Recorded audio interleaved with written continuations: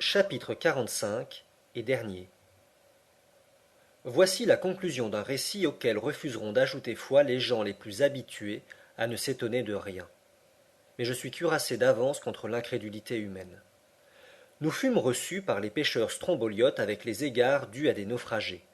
Ils nous donnèrent des vêtements et des vivres. Après 48 heures d'attente, le 31 août, un petit spéronard nous conduisit à Messine, où quelques jours de repos nous remirent de toutes nos fatigues. Le vendredi 4 septembre, nous nous embarquions à bord du Volturne, l'un des paquebots-postes des messageries impériales de France, et 3 jours plus tard, nous prenions terre à Marseille, n'ayant plus qu'une seule préoccupation dans l'esprit, celle de notre maudite boussole. Ce fait inexplicable ne laissait pas de me tracasser très sérieusement. Le 9 septembre au soir, nous arrivions à Hambourg. Quelle fut la stupéfaction de Marthe! Quelle fut la joie de Graüben! Je renonce à le décrire. Maintenant tu es un héros, me dit ma chère fiancée.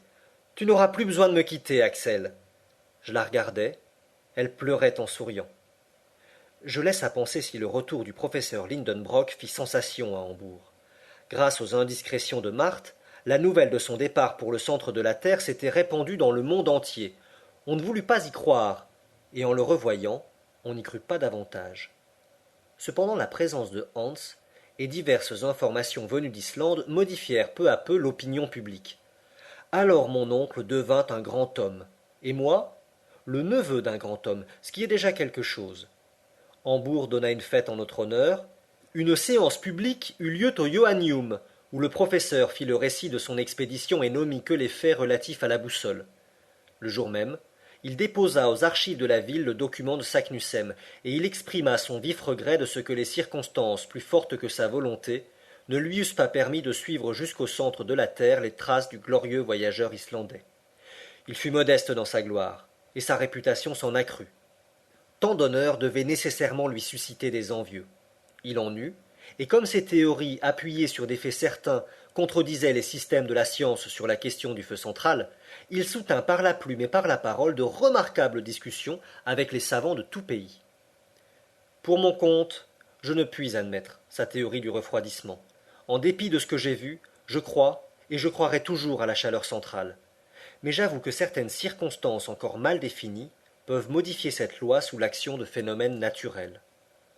Au moment où ces questions étaient palpitantes, mon oncle éprouva un vrai chagrin.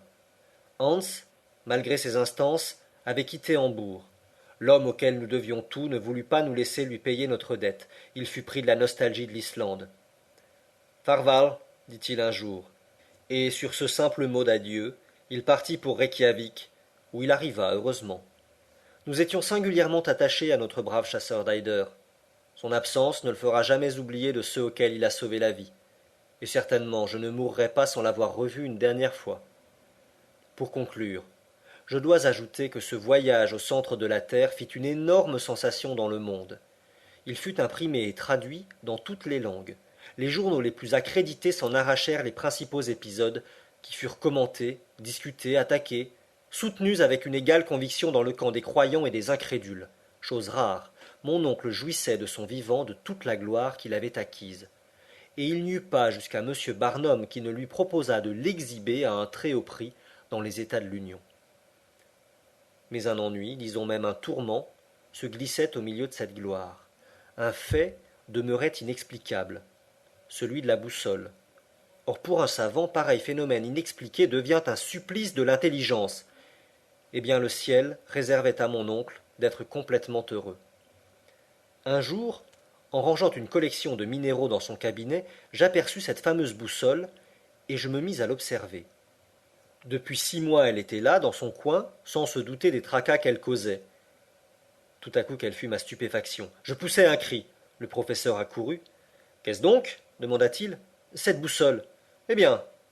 Mais son aiguille indique le sud, et non le nord. Que dis-tu? Voyez, ses pôles ont changé. Changé? Mon oncle regarda, compara, et fit trembler la maison par un bond superbe. Quelle lumière éclairait à la fois son esprit et le mien. Ainsi donc, s'écria-t-il dès qu'il retrouva la parole, après notre arrivée au cap Saknussemm, l'aiguille de cette damnée boussole marquait le sud au lieu du nord. Évidemment. Notre erreur s'explique alors. Mais quel phénomène a pu produire ce renversement des pôles? Rien de plus simple. Explique-toi, mon garçon. Pendant l'orage sur la mer Lindenbrock, cette boule de feu qui aimantait le fer du radeau avait tout simplement désorienté notre boussole. Ah! S'écria le professeur en éclatant de rire. C'était donc un tour de l'électricité. À partir de ce jour, mon oncle fut le plus heureux des savants, et moi le plus heureux des hommes, car ma jolie Virlandaise, abdiquant sa position de pupille, prit rang dans la maison de Königstrasse en la double qualité de nièce et d'épouse. Inutile d'ajouter que son oncle fut l'illustre professeur Otto Lindenbrock, membre correspondant de toutes les sociétés scientifiques, géographiques et minéralogiques des 5 parties du monde.